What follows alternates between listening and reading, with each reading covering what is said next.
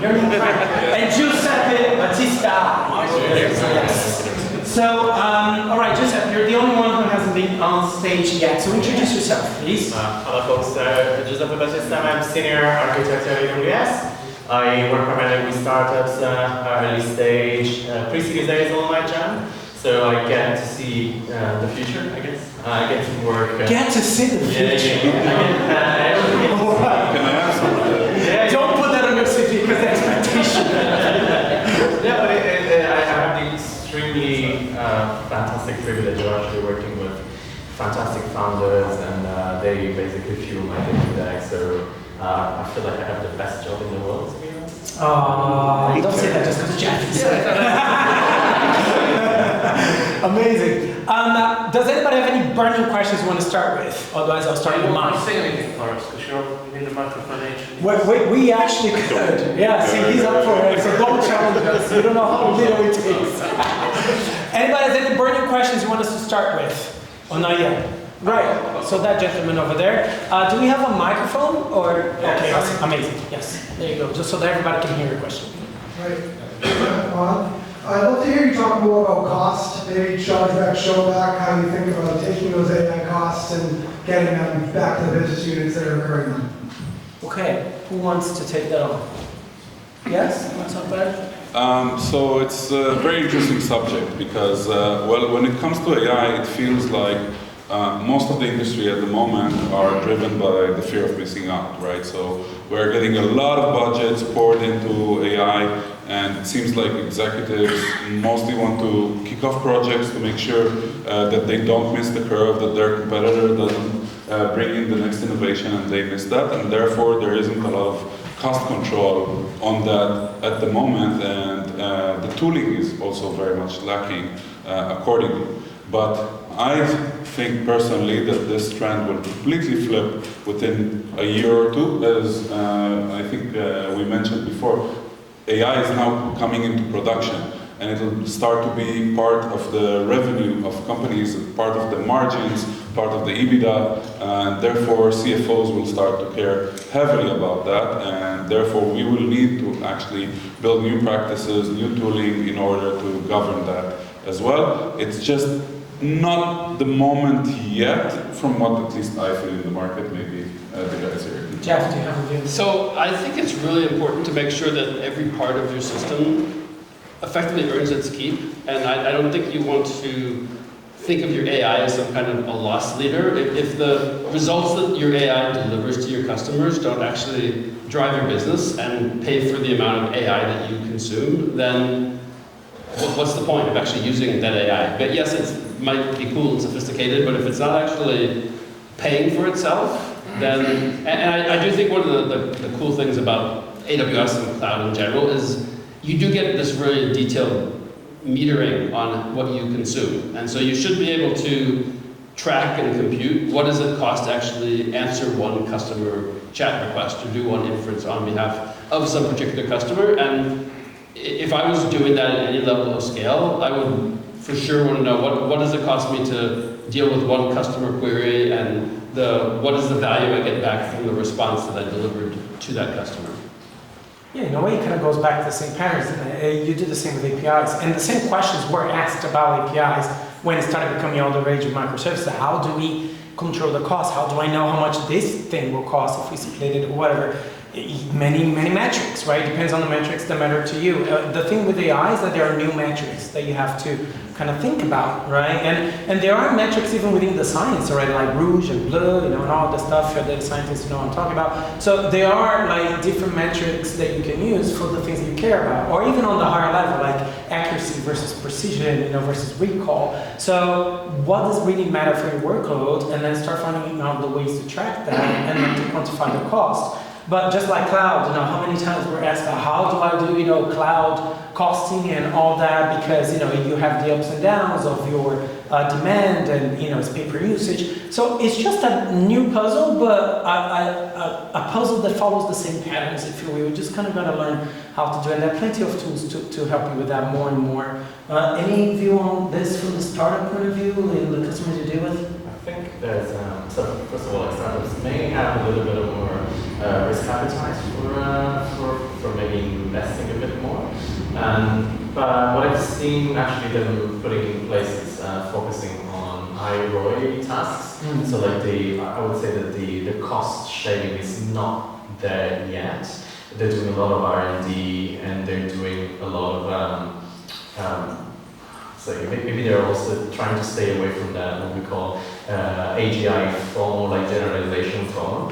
So that means that like maybe they're starting with an overall vision that may come through in the next 5 years, but then they work all the way backwards from a high ROI task that they can automate, and they're just not spending too much time to like shaving those costs, but they're really conscious of the dimensions of those costs, so they try to focus really hard on, say for example, what they try to focus on technologies that can scale their costs with the usage, and that can extremely nimble. So Better, for example, is one of these. So because you're paying by token, that's a kind of the only kind of optimization that I see. There's not much. I don't think they have a lot of room for like early commitments, especially in AWS. It's like I'm going to commit for a year of a compute savings plan. Because who knows what we're going to be in a year from now.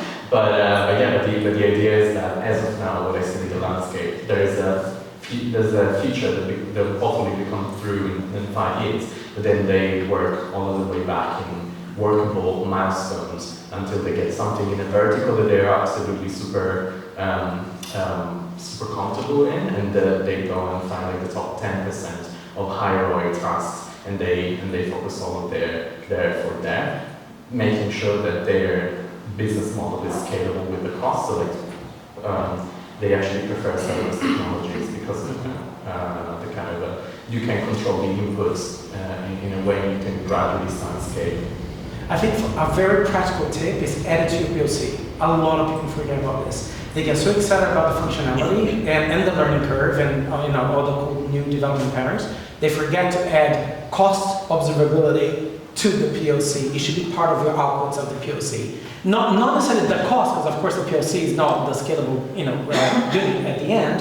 When you go to production, it's a different game. But how you're going to track that cost, that should absolutely be part of the POC, and then you set yourself up for success. If I can add one more thing, where I do think AI is inherently different than APIs. For example, if we take the cost of an EC2, it has been quite stable over the last 5 to 7 years. Only in 2025, we saw ChatGPT 5 being released. It was 7.5 times more efficient than the previous models. And we've seen a few of these order of magnitude jumps within 1 year, and therefore it's very hard to consider the metrics at the moment, because, well, when you are in R&D or building something that will be deployed in 6 months from now or a year from now, you actually don't know the unit economics and the margins that you'll have on that, because the market is advancing so fast. So that's where, again, coming back to our talk as well, risk comes in, and startups might take more risks, enterprises might take less risk. But it's important to acknowledge that unlike APIs, the cost there is not stable yet. We haven't reached that plateau where it is stable. So. Yeah, 100%. I did a keynote with the Manchester Airport Group, and he says on his bid, he said that at one point, because they took it to production, they got this really cool thing in Manchester Airport now. It's a generative application, they use AWS, and he explains how they did it, but he says at one point, you have to just decide that this is good enough for now. Because yes, tomorrow there'll be something new, and better, faster, cheaper, but you have to draw a line in the sand and say this is good enough, otherwise you never go into production, and you have unpredictable cost forecasts and all that kind of stuff. This is good enough, gonna go like this, and then you can find the next version and enter that kind of iterative cycle. But yeah, otherwise you just never stopping with the discovery. At one point you gotta start doing it. Right? I think from a cost perspective, for me, it's interesting as well, because it's all been cyclical. You've had this when we first started in the cloud. We're focused on growth, so we'll come back to focusing on cost, and then eventually, as things sort of come, now we're focusing really on growth, and we'll come back to the cost shortly. So it does feel a little bit cyclical, which is interesting. Yeah. All right. Anybody else? Okay. Wait for the mic, just so that everybody can hear you, not just us. Yeah, hi, thank you for all you being here. I just wanted to bring up the subject of security because it would look like, for me, that the platforms are in a much better position for AI than the open source AI models where you would access them by the internet. The concern is that, obviously, I think the area we're moving into is people are starting to use AI to do their jobs. And the material that they're accessing is company confidential in some cases, like Excel sheets. This is where I think Amazon is in a really good position because it can start to put in place the security frameworks around the AI that is looking at all of that. That would be my comment on it. Okay. What do you think about the future of security and where AI is going? Well, let's talk about it. So, I mean, of course, we probably touch on the future many times because it is the kind of time that is transitional at the moment. Everybody's kind of, from their own domains and fields trying to figure out how does that work? How does that work? What do you guys think about AI security and where it's going, where it is, and any advice? I think it's totally different for AI than for everything else. And for most of the history of AWS, it was about really a couple different things. It was protect your account credentials, your access key and your secret key. Keep those to yourself, make sure those don't leak out. And set up your IAM permissions and roles really carefully so that you're only accessing the pieces of your infrastructure that you need to. Those are the two things. With AI, there's protecting the information you give to us. I mean, we're very, very clear that we don't use your data to train models, for example. Whenever we as employees access any of our services, we actually get a pop-up that reminds us to be really careful about the kind of material that we put in. And we're explicitly told that we have classifications internally, and it literally says, do not put this level or above of material into these particular services. So we get reminders all the time as employees. To me, another challenge is just that you never know for sure what is in any of these models. And this is not really a shortcoming of the model. In fact, that we're taking some gigantic percent of all the content of some type in the world, and we're putting it into the model. You never know definitively what the model can and cannot actually do. And there might be very clever ways to ask the model interesting questions that reveal various kinds of information that you look and say, wow, how did you know that, or why are you telling me that? And so, around the models, we do things like putting guardrails that you can have a basic set of guardrails, you can enhance those and say, protect my users to make sure that various kinds of content that comes back, I would prefer not to allow that particular kind of content to be returned. Now, there's definitely a cat and mouse game between the guardrails and the really clever people that are writing prompts to figure out how do we trick these LLMs into divulging things that they were told not to.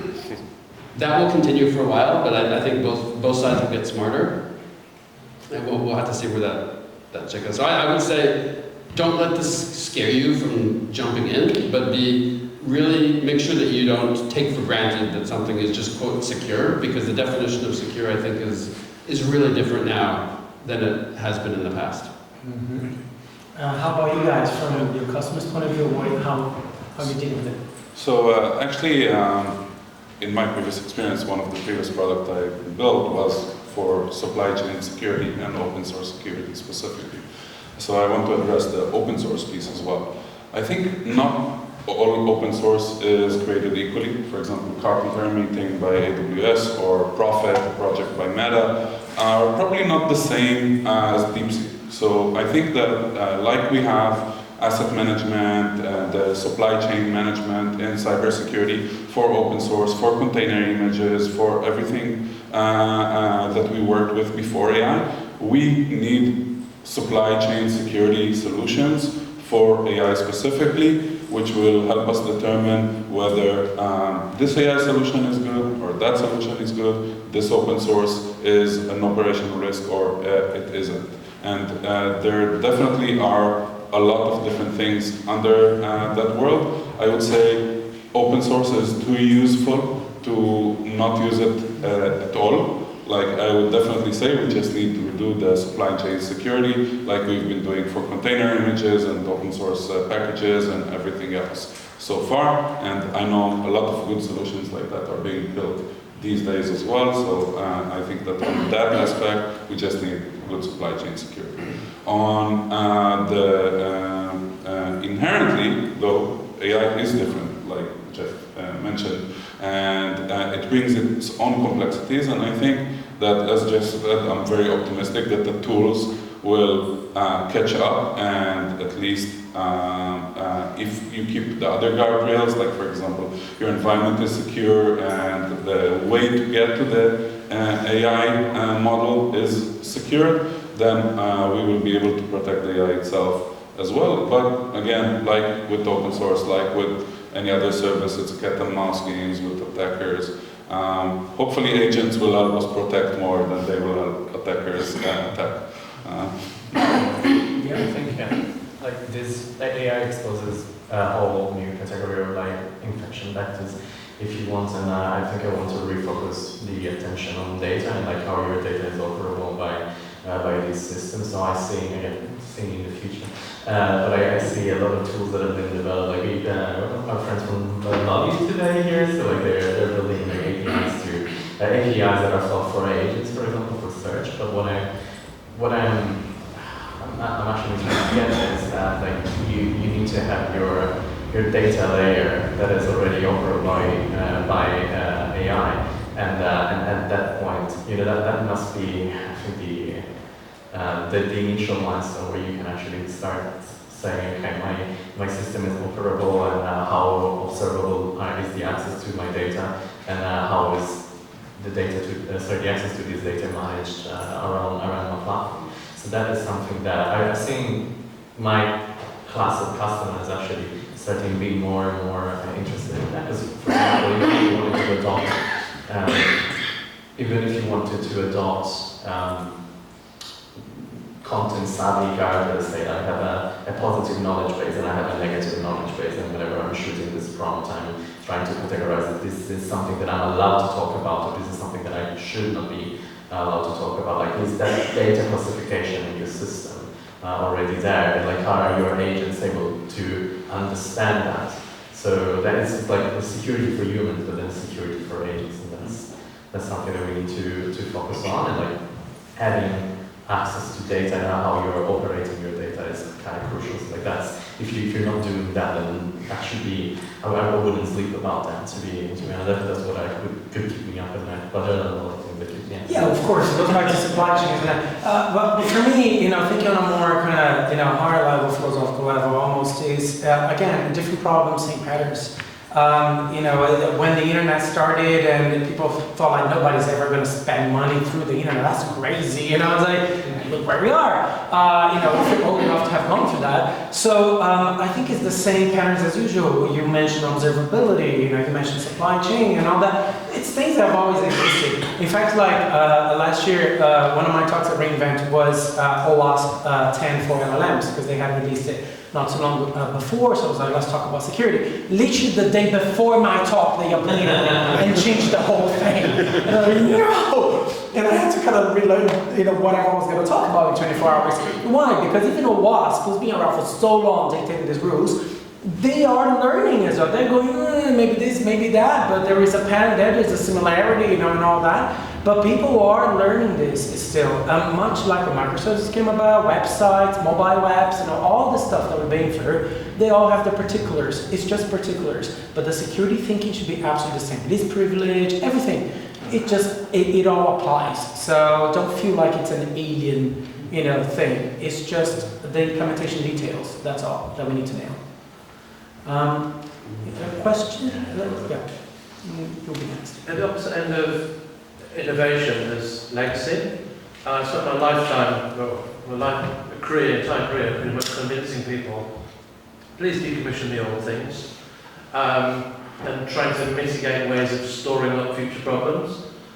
So I'd be interested to now sort of talk about what problems is AI generally, or more specific instances of it, storing up for future decommissioning and legacy, and what can we do now to try and mitigate some of those problems in 5 years' time when someone says, can we decommission that agent? And we can't because it's sentient, or whatever's happening. What can we do now and in the immediate future to mitigate the problems of equivalent of decommissioning 3270 terminals on mainframes? What's a forward backward view? All right. Anyone wants to start with this one? Well, I think the same engineering practices apply. Separation of duties, making sure that when you build things that are not a huge monolith where all the dependencies are mixed and matched into each other. The same applies for AI. If you can create a good separation of duties where each service you build has an isolated responsibility, changing them becomes easy. If you have good observability, it becomes easy. If you know to measure metrics, for example, like you mentioned, replacing an agent, if we can know confidently that we have observability and we are measuring user satisfaction with the responses, for example, we are much more convenient in rolling out gradually another model that will change that. So I think the same principles of software engineering probably apply here as well, and I don't see any reason why not, unless really they become sentient and they don't want us to shut them down. The short answer is going to be architecture, period. I'll give a very concrete example so I don't take too much time. For example, we got Agent Core now that you can use to bring agents to production, right? And it follows the architects would appreciate the patterns that we put there because, for example, Agent Core Gateway is all about creating a gateway pattern, and then you put your tools connected to the gateway and the agent to the gateway. While you're doing, effectively, loosely coupling. So you can now upgrade, swap, change your tools. So, almost for the developers, not dependency of container inversion, IOC. And then you can replace that agent at any time, and the gateway is there. You just need to connect anyone to it. So as long as you apply architectural practices that have been tried and tested throughout the decades, some of them even since the 50s, then you're good. It's just another piece of the tool, kind of like what I said before. Jeff? It's now easier and quicker than ever before to build new apps, and so we're putting a bunch of things at kind of the front of the bell curve. I think we have to be at the other side, deprecating old things, just as whatever we decide is our pace of innovation at the leading edge has to be our pace of deprecation at the trailing edge, or we're going to be just increasing the backlog of old things and being really quick to get rid of those things when they're not being used. Actually have systems in place to track and know, it's now down to 0 users or 1 users and time to pull the plug. And pulling the plug on the sentient AI is a separate thing, but we need to do that as well. I do sometimes get this idea that we're getting into a different kind of app, and I've seen this characterized as the durable apps versus the disposable apps. And the durable apps might be a long time web service, like an S3 or a DynamoDB or an EC2. Those are going to be around for forever, basically. But there's going to be a layer of things built, a layer above those that you build them, you use them with maybe you build them with your AI tools, you use them for a little bit, you're done with them, and maybe they're so transient and they're so easy to build that it's easier to simply remember the prompts, remember the specs, keep those as your precious valuable thing for later. And after you use that app, don't make any effort whatsoever to save it, catalog it. I've noticed already, it is easier to simply rebuild these apps than to find the one you built last week to solve the same problem. So we're going to get into the era of these disposable apps for certain situations. Mm-hmm. For sure. Let's take one last question, and then I finish on an existential question. Yes, so as we see that AI is, more and more AI software is seeing production, the weaknesses are coming there. So when I say weaknesses, I mean that guardrails are more, and I'm going to use hallucinations, right? Mm-hmm. And so how I can tackle these two things, and recently I heard that Deloitte paid $400 some million to touch over, because one of the reports hallucinated production and that caused damage to the brand, they paid that. Mm-hmm. So these are real world problems of today. So how we can tackle these two things, and how human in the loop can actually help in that. Okay. Who wants to?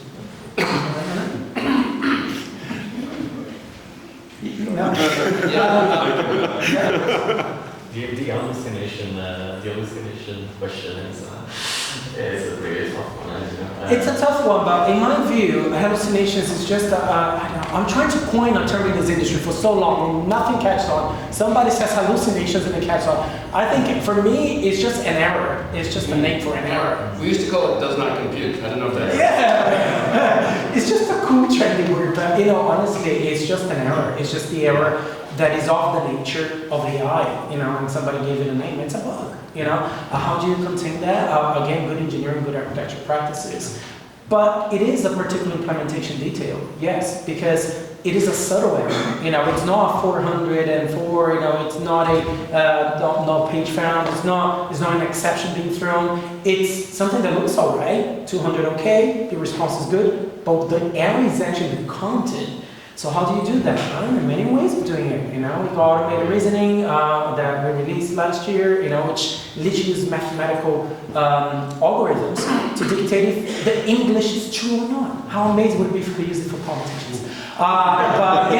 So we actually get into an era where we have the tools to even verify that. However, you have to be aware of it. That's why the learning never ends. That's why the humans are in control, which leads to my existential question. But it's this is how you do it. You learn the craft, then you apply human thinking. Even if you're going to automate something, but you are the one who knows that has to be automated or verified. That's my take on it. I think I would just add, it came back to what we were saying before about risk and about the different things that you can do depending on that level of risk and bringing a human in the loop. So I don't know about anybody else, but I don't see a day when machines are just running around enterprises making decisions on infrastructure. So there'll always be humans in that loop. So it's about how you build the process and the workflows to make sure that you get the humans' input at the right place at the right time. Mm-hmm. Which is a perfect segue, almost like we did not rehearse this, but thank you. This is the question I want to finish on, because I think this applies to every single person. We're just talking to a young person here who's worried about, what do I do? Am I going to be replaced? And am I making the wrong move, moving to this team, or moving to this thing? Whether you're young, whether you're old, we are all in this together, and we all thinking, is AI going to be replacing us, in what we do? Is AI moving to spaces that we, feel like we should own them? And so I just want to take your views on how you think the future is shaping out for this. And I'll give you my quick answer to it. I use two metaphors. The first one is the calculator. Calculators did not replace mathematicians, so no difference. Calculators became a tool that mathematicians used to work on harder problems. And this is how we're going to have spaceships to go to Mars to colonize it, right? So because we can do more complicated stuff on top of what now became the easy stuff. So you just use that to save time, make things harder, and go the extra mile. The other metaphor is chariots versus cars, wagons, right? So the people that took care of horses became mechanics. The people that used to manufacture wagons became car manufacturers. There is a bit of responsibility and accountability you have to take as a human to be part of the evolution, not be passive about it, but there is a place for humans and there always will be, because we are the ones that direct these things and use them as tools. That's my view. Giuseppe, let's go for it. Again, thinking about what startups are enabling in the ecosystem, in the industry. So I would challenge the assumption that labor is a finite effort. With every new use case, I think huge new possibilities are coming up, and whenever you're maybe transitioning from being quote unquote just a developer, so a machine that transforms coffee and pizza into code, then you become a machine that transforms pizza and coffee into product features, right? So and the new product features are going to open up new opportunities in the market, and that's kind of my positive take, right? Mm-hmm. So I think that I started as a developer, I started as a researcher, but what AI is going to enable me to do is duplicate my how efficient I am and in doing my little bit of labor and opening up new possibilities. I think that this is in a nutshell what the entrepreneurial spirit is, and I think the AI is going to serve that. Amazing, Jeff. All right, everything that they said, I totally agree with. The thing that we don't teach very well in computer science classes is that you're jumping into this field where everything changes continuously, and that whatever they teach you is just a starting point, and that it's your personal responsibility to keep up with the changes and innovations in technology. And sometimes those are just kind of subtle and incremental, and just things get better, faster, cheaper. Sometimes it's actually somewhat different and disruptive, like we're seeing with AI, and it's entirely possible that the skills that you learned in school and early on in the job they're wonderful skills to have, but you need a different set of skills to actually like thrive in the new world. Like, well, one thing that I think was really comforting to a lot of us in the early days of programming was the fact that you always get error messages if you do something wrong. And that was, you knew for sure you could communicate really clearly with the computer, and you get, okay, it works, it doesn't work. Now we're in this really fuzzy kind of a world where it might work or it doesn't work. And I always used to say that you couldn't really, force the computer to do its job. You either got the input right or not. But I was talking to the folks that did our awesome 3D demo earlier, and they were asking about how to package up some of the code into a Docker container. And the first model they asked, it said, you can't do that. And I think they then said, well, try a lot harder. And they kind of forced the model to actually give a really good response. So you can actually now force the computer to do something if you're somewhat insistent. And I'm sure we still need to actually be polite, or we'll probably not get good answers out. But this ability to communicate in increasingly highly expressive, accurate human language is going to be a more and more important skill as we move forward. So I think that there's a fundamental fallacy which we all fall to when we look at the economy. We think about it as a pie that is of constant size, and now maybe AI is going to eat into my slice, whereas typically things don't work this way. So if we take 100 years back, content, audio content, basically only governments had radio stations, right? And very few people were creating content daily as a career. And now it became the skills to do that were at a very high bar. And now, and today, with the tools today, it's so much easier to create content in video, in audio, etc. So it's not that, we had this size of pie and, the new tools made it easier, so they ate that part of the pie. No, the pie just became so much bigger. It became so much easier, so now we have way more people doing content because it's easier compared to what we had 100 years ago. So what I see AI creating is increasing productivity and increasing our way, like that, exactly what happened with content creation, where we have an explosion because the tools allow it. We will have an explosion of producing SaaS products, and an explosion in creating apps, an explosion in creating, and it can become so much better. There will be new content, there will be productivity gains, and the economy will probably just increase. New jobs will be created, and that is typically how I think about it, at least if AI keeps working at the same rules that it works today, where it hallucinates, we still need supervision, etc. If it becomes fully sentient and we have humanoid robots that, we don't know if we're going to... Hey, you were going so positive so far. Stop with this kind I would say, I was last year in a convention where the CTO of NVIDIA and the number 2 guy at Microsoft were speaking, etc. And I didn't feel any of them knows whether we are going towards the Skynet scenario or not. So I think no one actually knows, where we'll end up 15 years from now. Yeah. But as long as the paradigm is and the rules of AI's behavior are as they are right now, I think we're... I actually checked if I could have a startup registered with the name Skynet, because it blew my mind that nobody has started doing this. I actually have a Skynet server, but I think it's the name of a government thing. Legal kind of stuff. Yeah, obviously I agree with everything that everyone else has said, and I think the thing to mention again is that the way I see it is that you still need to be able to prompt AI, you still need to be able to tell AI what to do. For me personally, that's the way I see it. It's going to make us more productive.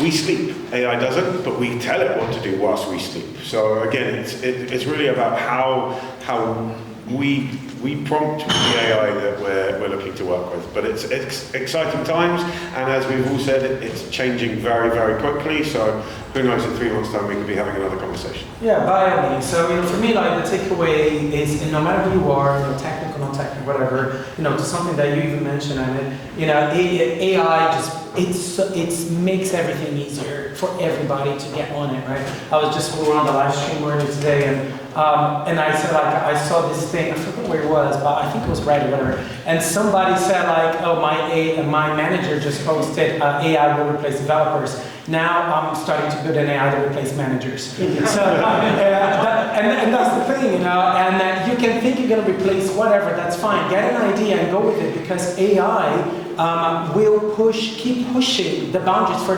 everybody. It will change things, yes, but you can be part of that change. So that is the good mentality to have, in a way, even though it's a funny one. Thank you so much for everyone, especially you, Jeff. I mean, you travel in the world, your time zone warping. And I'm pretty sure everybody appreciates, having you here. And most of all, thank you so much, everyone, for coming here. I appreciate it's Tuesday, it's evening. Hopefully you enjoy the food, you enjoy the drinks. Hopefully you got some good learnings from here. Don't forget to apply them, and feel free to connect with us and ask questions. And we do hope to see you next time. Thank you very much. Have a great evening.